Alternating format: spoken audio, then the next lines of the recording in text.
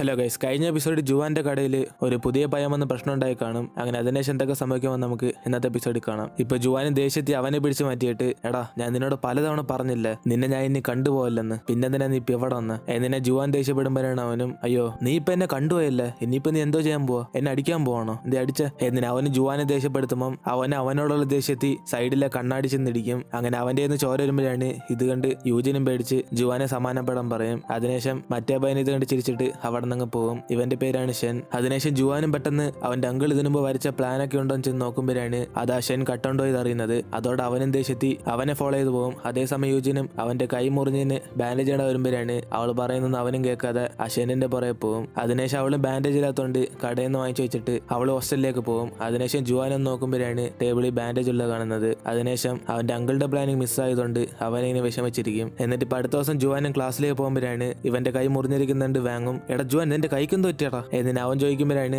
അവനൊന്നും പറയാൻ സൈലന്റ് ആയിട്ടിരിക്കും. അപ്പോഴാണ് യൂജിനും, ഓ അതൊന്നുമല്ല അവന്റെ കൈ പൂച്ച കടിച്ച് എന്നിന് അവൾ പറയുമ്പോഴാണ് ഇത് കേട്ട് വാങ്ങും, ഓ എനിക്ക് അപ്പോഴേ അറിയായിരുന്നു നീ റോഡിൽ കാണുന്ന എല്ലാ പൂച്ച എടുത്ത് നിന്റെ വീട്ടിൽ കൊണ്ടുപോയ പിന്നെ അത് കടിക്കാൻ എന്ത് ചെയ്യും, ഞാനാണ് അത് എപ്പോഴും എടുത്ത് കളഞ്ഞാൻ എന്നിന് അവൻ പറയുമ്പോഴാണ് ഇത് കേട്ട് യൂജിനും ദേഷ്യത്തി, നീ എന്തിനാ പൂച്ച വഴക്കുറയുന്നത്, ഇവിടെ ചിലവരൊക്കെ ഉണ്ട് പൂച്ചയെക്കാളും മോശമായവര് എന്നിനെ ജുവാൻ ഉദ്ദേശിച്ച് പറയുമ്പോഴാണ് ഇത് കണ്ട് വാങ്ങിന് പിടികിട്ടി ഇവർ രണ്ടുപേരും തമ്മിൽ വഴക്കാണെന്ന്. കാരണം ഇന്നലെ അവൾ എത്ര പറഞ്ഞിട്ടും ജുവാൻ അവനായിട്ട് അടിയുണ്ടാക്കാൻ നിർത്തിയില്ല. അതുകൊണ്ട് അവളിപ്പം അവനോട് ദേഷ്യത്തിലാണ്. അതിനുശേഷം ഇവര് ലഞ്ച് കഴിക്കാൻ പോകുമ്പോൾ അവരുടെ ഡിസ്റ്റൻസ് ഇട്ടിരിക്കുന്നുണ്ട്. ഇവരുടെ ഒന്നും മനസ്സിലാവാതെ കൺഫ്യൂസ് ആയിരിക്കും. അതിനുശേഷം യൂജിൻ തന്നെ സോങ്ങിനെ വാങ്ങിനെ വിളിച്ചോണ്ടായി കാറിൽ എടുത്തു പറയും, അത് പിന്നെ നിങ്ങൾക്ക് ഷെന്നിനെ പരിചയമുണ്ടോ, അവൻ ഇന്നലെ ജുവാന്റെ വീട്ടിൽ വന്നായിരുന്നു, അത് കാരണം അവന്റെ കൈ മുറിഞ്ഞ എന്നിന് അവൾ പറയുമ്പോഴാണ് ഇത് കേട്ട് അവന്മാരുടെ ദേഷ്യത്തി, എന്തോ ആ ഷെൻ വീണ്ടും വന്നോ, അപ്പൊ അവന്റെ കൈ പൂച്ച കടിച്ചല്ലേ, ആ ഷെന്നാണ് അവൻ അടിച്ചത് എന്നിനെ വാങ്ങും ചൂടാകുമ്പോഴാണ് ഇത് കണ്ട് അവളും, ഓ നീ വിചാരിക്കുന്നൊന്നല്ല അവർ തമ്മിൽ അടിയൊന്നും ഉണ്ടാക്കിയില്ല, ജുവാൻ അവൻ അടിക്കാൻ പറ്റാതെ സൈഡിൽ കണ്ണാടി ചെന്ന് ഇടിച്ച് അതുകൊണ്ട് അവന്റെ കൈ മുറിഞ്ഞു, പോലെ ഞാനുണ്ടായതുകൊണ്ട്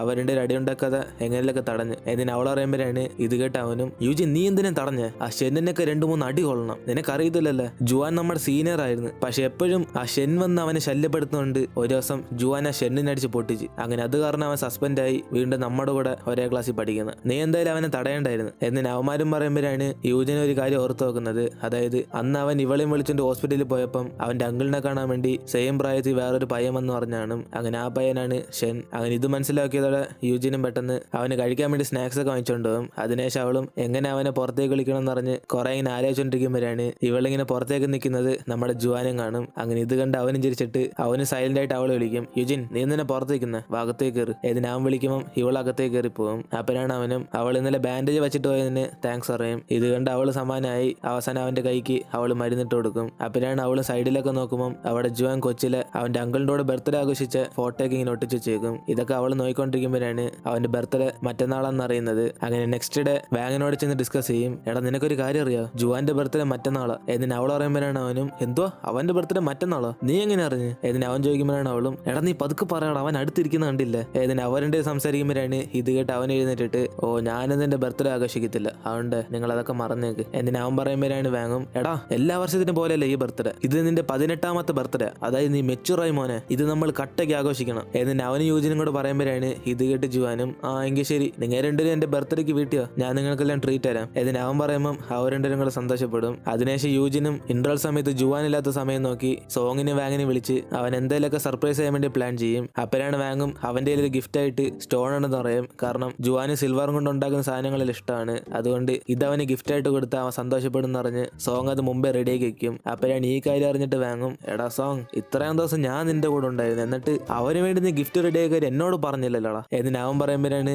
യൂജിനും പെട്ടെന്നൊരു ഐഡിയ എത്തും, ആ എനിക്കൊരു ഐഡിയ കിട്ടി, ജുവാൻ നമ്മളെ പോലെ ഒന്നല്ല, അവൻ ഇത്രയും വർഷം കഷ്ടപ്പെട്ട് ആ കടയൊക്കെ നോക്കിക്കൊണ്ടിരുന്നത്, അതായത് അവന്റെ ലൈഫ് അവൻ ഇതുവരെ എൻജോയ് ചെയ്തിട്ടില്ല, അതുകൊണ്ട് അവന്റെ 18ാമത്തെ ബർത്ത്ഡേക്ക് നമ്മളെല്ലാരും കൂടെ അവനെ പുറത്തേക്ക് വിളിച്ചുകൊണ്ടുപോയി എൻജോയ് ചെയ്യണം, പക്ഷെ എനിക്ക് ഇവിടുത്തെ സ്ഥലങ്ങളൊന്നും വലിയ പരിചയമില്ല, അതാ സീൻ എന്നിന് അവൾ പറയുമ്പോഴാണ് വാങ്ങും, അത് സീനേ ഇല്ല എനിക്ക് ഇവിടുത്തെ എല്ലാ സ്ഥലങ്ങളും അറിയാം, പിന്നെ യൂജിൻ നിന്റെ ഐഡിയ കൊള്ളാം, പക്ഷെ ഇനി തൊട്ട് എന്റെ ഐഡിയ, കാരണം എനിക്കല്ലേ ഇവിടുത്തെ സ്ഥലങ്ങളെല്ലാം അറിയാന്ന് എന്നിന് അവൻ പറയുമ്പോഴാണ് അവളും, എടാ ഇത് എന്റെ ഐഡിയ നീ വേറെ എല്ലാം കണ്ടുപിടി എന്നിന് അവൾ പറയുമ്പോഴാണ് അവനും, ഇല്ല ഇല്ല എനിക്ക് ആലോചിക്കാനൊന്നും അറിയത്തില്ല, യൂജിൻ നീ അല്ലേ സ്മാർട്ട്, നീ വേറെ എല്ലാ ഐഡിയ കണ്ടുപിടിച്ചോ, ഈ ഐഡിയ ഞാൻ വെച്ചോളാം, ഇത് എന്റെ ഐഡിയ എന്നിന് അവൻ പറയുമ്പോഴാണ് ഇതൊക്കെ കണ്ട് സോങ്ങും, എടാ നിനക്ക് നാണമില്ലല്ലേ അവളുടെ ഐഡിയ കോപ്പി അടിക്കാൻ എന്നിന് അവരുടെ ഒരു വഴക്കുണ്ടായിക്കൊണ്ടിരിക്കും. അപ്പോഴാണ് ഇവർ മൂന്നിൽ സംസാരിക്കുന്നുണ്ട്. ജുവാൻ അടുത്തേക്ക് വരും, എന്തുവാടാ ഞാനില്ലാത്ത ഒരു മീറ്റിംഗ് എന്നിന് അവന് വന്നോടെ ഇവർ മൂന്നിലും കൂടെ സൈലന്റ് ആകും. അപ്പോഴാണ് അവന് പിടികിട്ടിയിട്ട്, ആ എന്തോ ഒരു സർപ്രൈസ് ആലോചിക്കാന്ന് മനസ്സിലായി എന്നിന് അവന് പിടികിട്ടും. അതിനുശേഷം അടുത്ത ദിവസം ജുവാന്റെ ബർത്ത്ഡേക്ക് യൂജിന് സോങ് കൂടെ അവന്റെ വീട്ടിലേക്ക് പോകുമ്പോഴാണ് അവിടേക്ക് വാങ് എത്തിയിട്ട് ഗായ്സ് നമ്മള് ആദ്യം ഞാൻ പ്ലാൻ ചെയ്ത പോലെ പുറത്തേക്ക് ഇറങ്ങാൻ പോകും, അതായിരിക്കും അവന്റെ ബെസ്റ്റ് ഗിഫ്റ്റ് എന്നിട്ട് അവൻ പറയുമ്പോഴാണ് യൂജിനും എങ്കിൽ ശരി നീ അവൻ എങ്ങനെ പുറത്തേക്ക് വിളിക്കും അത് നീ ആലോചിച്ച, അവ ഇതിനു മുമ്പ് ബർത്ത്ഡേ ഒന്നും ആഘോഷിച്ചിട്ടില്ല, ഒരു ദിവസം നീ വിളിച്ചാൽ വരത്തില്ലായിരിക്കും എന്നിട്ട് അവൾ പറയുമ്പോഴാണ് അവനും അയ്യോ ഞാൻ അത് ആലോചിച്ചില്ലല്ലേ, ഞാൻ വിളിച്ചാൽ വരുമോ എന്നിട്ട് അവനും ടെൻഷൻ ആയിരിക്കും. ഇത് കണ്ട് അവരുടെ ചിരിക്കുമ്പോഴാണ് ഇവര് മൂന്നുപേരും കൊണ്ട് സംസാരിക്കുന്ന അകത്തിരുന്ന് ജുവാനും കൊണ്ട് പുറത്തേക്ക് വരും. എന്തോ എല്ലാരും കൂടെ വീട്ടിലേക്ക് ബർത്ത്ഡേ ആഘോഷിക്കാനാണോ എന്നിട്ട് അവൻ ചോദിക്കുമ്പോഴാണ് വാങ്ങും ആണ് ഞാൻ പാർക്ക് നിനക്ക് വേണ്ടി ഒരു സർപ്രൈസ് വെച്ചിട്ടുണ്ട് നീ വരുന്നോ എന്നിട്ട് അവൻ ചോദിക്കുമ്പോൾ ജുവാനും തിരിച്ച് അകത്തേക്ക് കയറി പോകും. അപ്പോഴാണ് ഇത് കണ്ട് അവന് ടെൻഷനായി അവൻ വരത്തില്ല എന്നിട്ട് അവൻ വിഷയിക്കുമ്പോഴാണ് ജുവാനും എടാ ഞാൻ ബാഗ് എടുക്കാൻ പോയതാ ഇതാ വരുന്നു എന്നിട്ട് ഇവർ നാലുപേരും കൂടെ പാർക്കിലേക്ക് പോകും. അപ്പോഴാണ് വാങ് റെഡിയാക്കി വെച്ചേക്കുന്നത് ഒരു ടോയ് കാറാണ്. ഗായ്സ് നമുക്ക് ഇതിലൊരു റേസ് പോവാം, എങ്ങനെയുണ്ട് എന്റെ സർപ്രൈസ് പൊളിയല്ലേ എന്നിട്ട് അവനും പറഞ്ഞോടെ ഇത് കേട്ട് അവരെല്ലാരും കൂടെ ചമ്മിപ്പോയി. എടാ വാങ് നിനക്കൊരു നല്ല ഐഡിയ തന്നിട്ട് നിനക്ക് ഇതേ ആലോചിക്കാൻ തോന്നിയുള്ളൂ അല്ലേ എന്നിട്ട് അവരെല്ലാരും കൂടെ അവിടെ നിന്ന് പോകും. അപ്പോഴാണ് അവസാനം അവനും കഷ്ടപ്പെട്ട് ഇത് ഒപ്പിച്ചുകൊണ്ട് അവരെല്ലാരും കൂടെ അതിനകത്തിരുത്തി റേസ് പോകും. അങ്ങനെ ഇവര് ഹാപ്പിയോടെ അവിടെയുള്ള എല്ലാ റൈഡിലും കയറി എൻജോയ് ചെയ്യുമ്പോഴാണ് യൂജിൻ അതൊക്കെ വീഡിയോ എടുത്തോണ്ടിരിക്കും. അപ്പോഴാണ് അവസാനം ഇവരെല്ലാം റൈഡിന് പോയതിനു ശേഷം അവളും പറയും ജുവാൻ നിനക്ക് ഇങ്ങനെ ഒരു ഹാപ്പി ആയിട്ടുള്ള ഫേസ് ഉണ്ടെന്ന് ഞാൻ ഇപ്പോഴാണ് കാണുന്നത്, അതുകൊണ്ട് എല്ലാം ഞാൻ റെക്കോർഡ് ചെയ്തിട്ടുണ്ട് എന്നിട്ട് അവൾ പറയുമ്പോഴാണ് അവനും പറയുന്നത് എങ്കിൽ ശരി വാങ്ങിന്റെയും സോങ്ങിന്റെയും ഗിഫ്റ്റ് ഒക്കെ എനിക്ക് കിട്ടി, ഇനിയിപ്പോ നിന്റെ ഗിഫ്റ്റ് എന്തോ എന്നിട്ട് അവൻ ചോദിക്കുമ്പോഴാണ് അവളും എന്റെ കയ്യിലൊന്നും പൈസ ഇല്ല അവിടെ ഞാൻ നിനക്ക് ഗിഫ്റ്റ് ഒന്നും റെഡി ആക്കില്ല എന്നിട്ട് അവൾ അവിടെ നിന്ന് പോകും. പക്ഷെ യൂജിൻ അവന് വേണ്ടി ഒരു സ്പെഷ്യൽ ഗിഫ്റ്റ് റെഡിയാക്കി വെച്ചിട്ടുണ്ട്. അതിനുശേഷം ഇവരും തിരിച്ച് വീട്ടിലേക്ക് പോയി അന്ന് രാത്രി അവന്റെ വേറൊരു അങ്കിളായിട്ട് ഇവരെല്ലാം ഫുഡ് കഴിച്ച് എൻജോയ് ചെയ്യുമ്പോഴാണ് കറക്റ്റ് അതേസമയം ICU കിടക്കുന്ന അവന്റെ അങ്കിളിന് സീരിയസ് കണ്ടീഷൻ ആവും. അങ്ങനെ അയാൾ മരിക്കാൻ പോകുന്ന അറിഞ്ഞ ഉടനെ പെട്ടെന്ന് ഡോക്ടേഴ്സ് ഒക്കെ ഓടി ഒന്ന് ട്രീറ്റ്മെന്റ് ചെയ്യാൻ വേണ്ടി പോകും. അതിനുശേഷം അവരും ഫാമിലിയായ ജുവാനെ കോൺടാക്ട് ചെയ്യാൻ നോക്കും. പക്ഷെ ഇവരൊക്കെ അവന്റെ ബർത്ത്ഡേ ആഘോഷിച്ചുകൊണ്ടിരിക്കുകയാണ്, അതുകൊണ്ട് അവർ വിളിക്കുന്നതും കേൾക്കത്തില്ല. അങ്ങനെ കുറെ സമയം കഴിഞ്ഞ് ഇവരും ബർത്ത്ഡേ ഒക്കെ അയച്ചിട്ട് കിടന്നുറങ്ങുമ്പോഴാണ് യൂജിനും ഹോസ്പിറ്റലിൽ നിന്ന് അവന് കോൾ വരുന്ന കാണുന്നത്. അതിനുശേഷം പെട്ടെന്ന് ജുവാൻ അവിടുന്ന് അവന്റെ അങ്കിളിനെ കാണാൻ വേണ്ടി സൈക്കിളിൽ സ്പീഡിൽ പോകും. അതേസമയം ഇത് കണ്ട് യൂജിന് സോങ് കൂടെ അവന്റെ പുറകിൽ നോക്കുമ്പോഴാണ് ജുവാന് വിഷമിച്ചോണ്ട് അവന്റെ അങ്കിളിനെ കാണാൻ വേണ്ടി പോകുന്ന വഴിക്ക് സൈക്കിൾ കാറി ചെന്നിടിക്കും. അതിനുശേഷം അവനും അവന്റെ കാല് മുറിഞ്ഞോടെ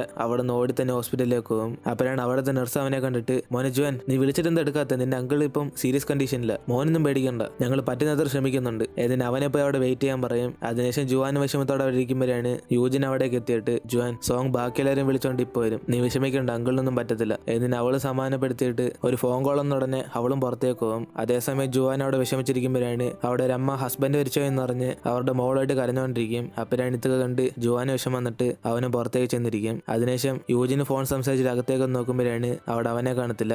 അതിനുശേഷം അവൾ അവനെ തപ്പി പോകുമ്പോഴാണ് അവൻ ആരില്ലാത്ത സ്ഥലത്ത് ഇങ്ങനെ വിഷമിച്ചിരിക്കും. ഇത് കണ്ട് അവൾ അടുത്തേക്ക് ഇരുന്നിട്ട് ജുവാൻ നിന്റെ അങ്കിള് നീ സന്തോഷത്തിൽ ബർത്ത്ഡേ ആഘോഷിക്കണമെന്ന് ആഗ്രഹിക്കുന്നു, കാരണം ഇത് നിന്റെ 18ാമത്തെ ബർത്ത്ഡേ, നീ വലുതാവുന്നത് നിന്റെ അങ്കിൾ ആഗ്രഹിച്ചായിരിക്കും, അതുകൊണ്ട് നീ വിഷ് ചെയ്തോ, ഇപ്പൊ നീ എന്താഗ്രഹിച്ചാലും അത് നടക്കും എന്നിട്ട് അവളും ലൈറ്റർ എത്തിക്കുമ്പോഴാണ് അവനത് ഊതാതെ അവന്റെ അങ്കിളിനെ കുറിച്ച് ഇങ്ങനെ വിഷമിച്ചുകൊണ്ടിരിക്കും. അപ്പോഴാണ് അവളുടെ കൈ പൊള്ളുന്നുണ്ട്. പെട്ടെന്ന് അവളത് അണച്ചിട്ട് ജുവാൻ ഞാൻ ഇന്ന് രാത്രി 12 മണിക്ക് എന്റെ ഗിഫ്റ്റ് തരണമെന്ന് പ്ലാൻ ചെയ്തിരുന്ന, പക്ഷെ അപ്പോഴാ ഈ സംഭവമൊക്കെ നടന്ന്, ഞാൻ നിനക്ക് വേണ്ടി എന്ത് ഗിഫ്റ്റ് റെഡിയാക്കിയെന്നറിയോ, നീ നിന്റെ അങ്കിളായിട്ടുള്ള ഒരു പഴയ വീഡിയോ എന്നിട്ട് അവൾ കാണിക്കുമ്പോഴാണ് അവനും ചോദിക്കും യുജിൻ നിനക്കെങ്ങനെ ഇത് കിട്ടിയ എന്നിട്ട് അവൻ ചോദിക്കുമ്പോഴാണ് അവളും ഇതോ എനിക്ക് വാങ്ങ ഒപ്പിച്ചെന്ന്, ഈ വീഡിയോക്കകത്ത് നിന്റെ അങ്കിള് നിന്നെ സൈക്കിൾ പഠിപ്പിക്കുന്ന ഉള്ളത്, നീ വളരുന്ന കാണാൻ നിന്റെ അങ്കിള് കുറെ ആഗ്രഹിച്ചാണ്, ഇത് നിന്റെ അങ്കിളിന്റെ ഒരു ചെറിയ വോയിസ് ഉണ്ടായിരുന്നു, അത് ഞാൻ എഡിറ്റ് ചെയ്ത് നിന്റെ അങ്കിൾ ഹാപ്പി ബർത്ത്ഡേ പറയുന്ന പോലെ എന്നിട്ട് അവളത് പ്ലേ ചെയ്ത് കാണിക്കുമ്പോഴാണ് ഇത് കണ്ട് അവനും ടച്ച് ആവും. അതിനുശേഷം അവനും ചോദിക്കും യുജിൻ ഇപ്പോഴും എനിക്ക് വിഷ് ചെയ്യാൻ പറ്റുമോ അല്ലേ സമയം കഴിഞ്ഞു എന്നിട്ട് അവൻ ചോദിക്കുമ്പോൾ പെട്ടെന്ന് അവള് ലൈറ്റർ എത്തിച്ചിട്ട് അവന് വിഷ് ചെയ്യാൻ പറയും. അതിനുശേഷം അവനും അവന്റെ അങ്കിളിനൊന്നും പറ്റില്ലെന്ന് പറഞ്ഞിട്ട് വിഷ് ചെയ്യും. അതിനുശേഷം ബാക്കി എല്ലാവരും കൂടെ ഹോസ്പിറ്റലിലേക്ക് എത്തുമ്പോഴാണ്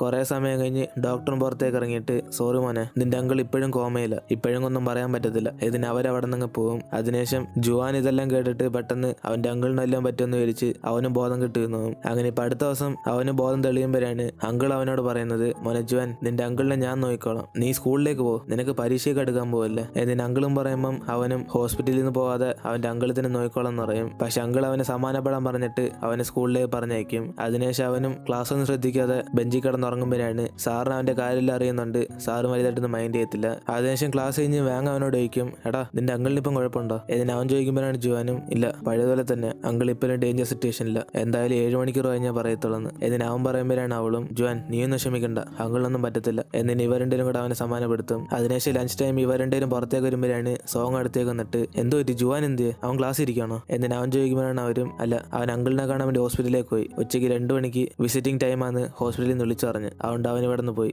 ഇതിന് അവരെല്ലാം കൂടെ സംസാരിച്ചോണ്ടിരിക്കും. അതേസമയം ജുവാൻ ഹോസ്പിറ്റലിലേക്ക് പോകുമ്പോഴാണ് അവരിനി തൊട്ട് രാവിലെ 9 മണി തൊട്ട് 10 മണി വരെ വന്ന് വിസിറ്റ് ചെയ്താൽ മതി എന്ന് പറയും. അങ്ങനെ അവനും പുറത്തിരുന്ന് അവന്റെ അങ്കിളിനെ കണ്ടോണ്ട് പഴയത് കാര്യങ്ങളൊക്കെ ആലോചിച്ച് നോക്കും. അപ്പനാണ് അവന്റെ അങ്കിൾ ഇങ്ങനെ സിൽവറും വെച്ച് കുറെ ഡിസൈനൊക്കെ ചെയ്യുമ്പം അവനത് താല്പര്യപ്പെട്ട് അവന്റെ അങ്കിളുടെ ഒരു ഡിസൈൻ എടുത്ത് അവൻ പണിഞ്ഞോണ്ടിരിക്കും. അപ്പനാണ് ഇത് കണ്ട് അങ്കിൾ അടുത്തേക്ക് വന്നിട്ട്, ജുവാൻ നീ ഇപ്പൊ ഉണ്ടാക്കുന്ന ഡിസൈൻ കുറച്ച് പാടാണല്ലോ, നീ വേണ ഒരു കാര്യം ചെയ്യ്, നീ വളർന്നതിന് ശേഷം നിന്റെ 18ാമത്തെ ബർത്ത്ഡേക്ക് അങ്കിളിന് നീ ഇത് ഗിഫ്റ്റ് ആയിട്ടതാ. എന്നിട്ട് അവരുടെ സംസാരിച്ചൊക്കെ ജുവാൻ ആലോചിച്ച് സാഡായിരിക്കും. അങ്ങനെ അതോടെ നമ്മൾ ഇന്നത്തെ എപ്പിസോഡ് എടുത്തിരുന്നു. വീഡിയോ ഇഷ്ടപ്പെട്ടാൽ മറക്കാതെ വീഡിയോ ലൈക്ക് ചെയ്തിട്ട് നിങ്ങളുടെ എല്ലാ ഫ്രണ്ട്സിനും ഷെയർ ചെയ്യുക. സോ ഇനിയിപ്പോൾ നമുക്ക് അടുത്ത എപ്പിസോഡിൽ കാണാം.